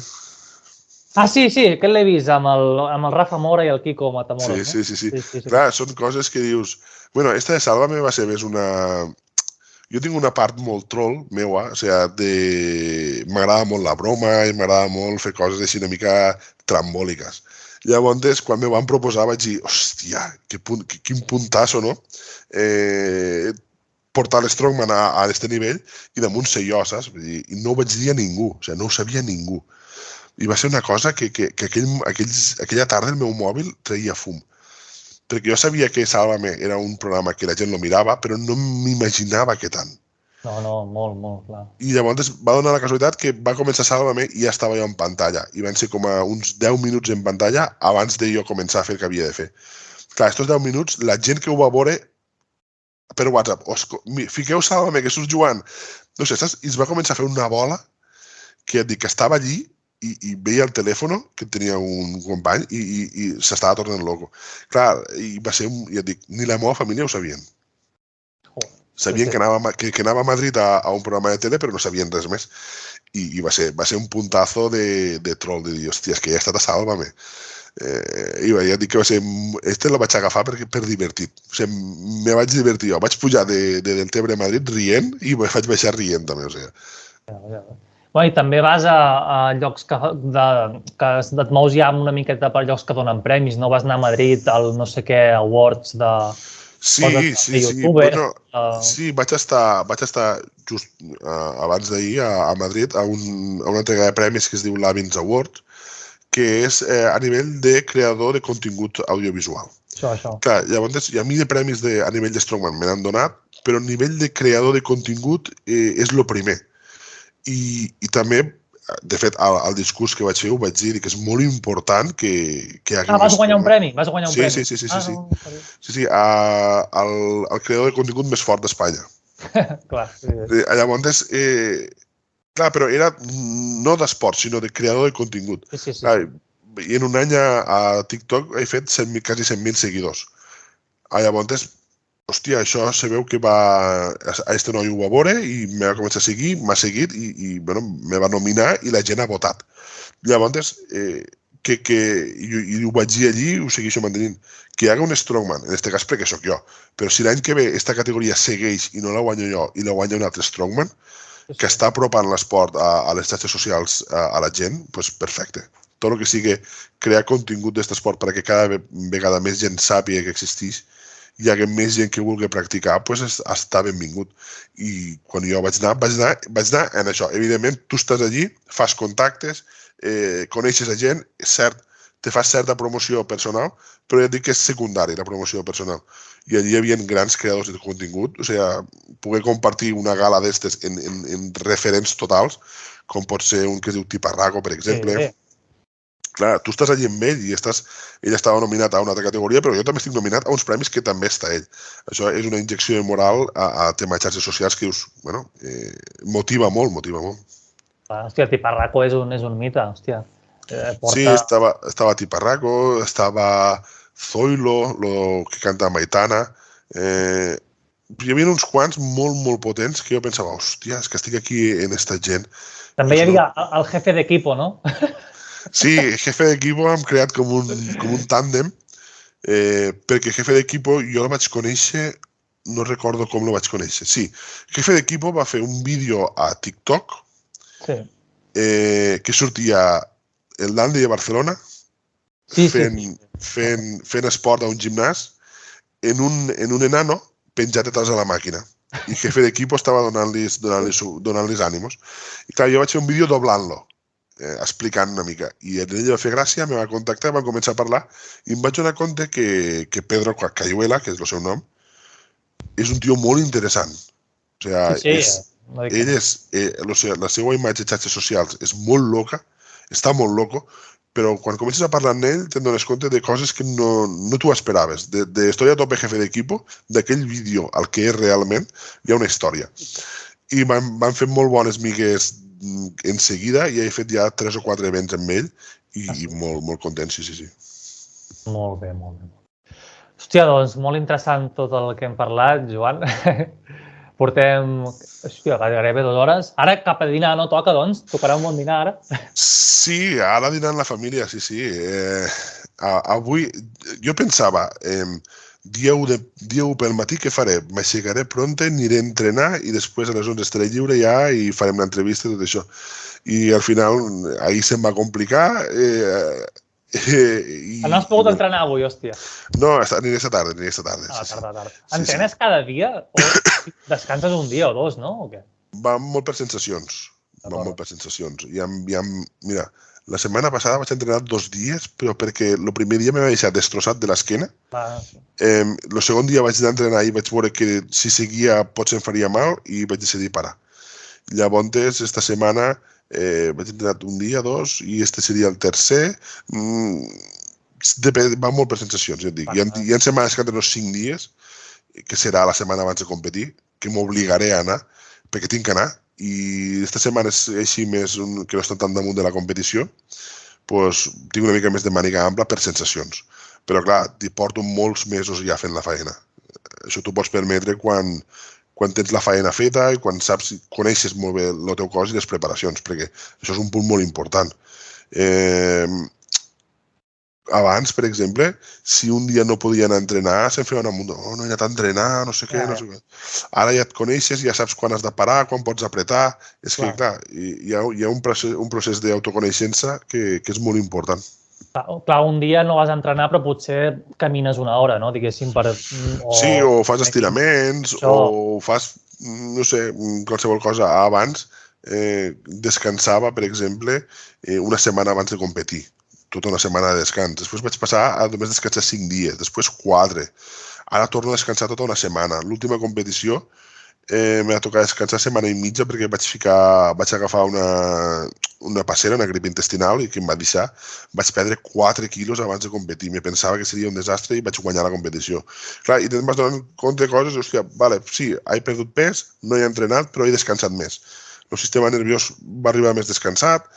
Una preparació que vaig fer molt bona, vaig entrenar fins 3 dies abans, molt dur, molt fort, que vaig arribar i dic, hòstia, és que he entrenat tant i tan bé, i em va sortir la competició molt malament, perquè estava massa fatigat, perquè el sistema nerviós no estava recuperat, i al final me vaig coneixent i vaig intentant integrar lo millor per a cada competició i en cada situació també.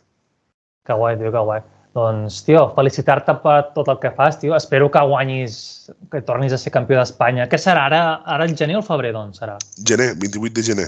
Doncs, bé, seràs campió, no? Vull dir, hi ha 99,9% de possibilitats que siguis campió més a... Bueno, no tant, perquè clar...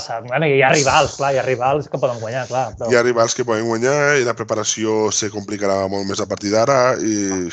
si em lesiono, si no puc arribar, és que clar, hi ha molts factors que en condicions normals, que sempre que dic jo, o sigui, tenint una competició normal del meu nivell de sempre, ets molt favorit. Hauria de ser molt difícil que pergués el lideratge, o sigui, que no quedés campió. Que pergués la competició podria ser. Jo puc perdre la competició, puc quedar segon o tercer i puc guanyar la lliga igual. Això sí que és viable. Que perdre la lliga en general és molt complicat si les coses van normals. Segur que sí. Doncs moltes gràcies, Joan, de veritat, per passar aquest matí de 1 de gener del 2023 amb mi i parlant de moltes cosetes. Deixaré les teves pàgines al YouTube a sota, que la gent et segueixi. Molt bé. I tal i qual. I ja t'avisaré pel vídeo quan surti això, ja te'l passaré i tot això. Perfecte. I no sé, segurament, serà avui o demà, perquè serà avui o demà que el penjaré. Molt bé. Perfecte, doncs. i estem en contacte, d'acord? Moltes gràcies, Joan. Encara no penjaré, d'acord? Deixaré de gravar i parlem un moment a fora de càmeres per dir-te adéu bé, d'acord? Perfecte. Adéu a l'audiència, moltes gràcies. Moltes gràcies a tots i a totes. I un plaer. Deixo de gravar aquí un moment.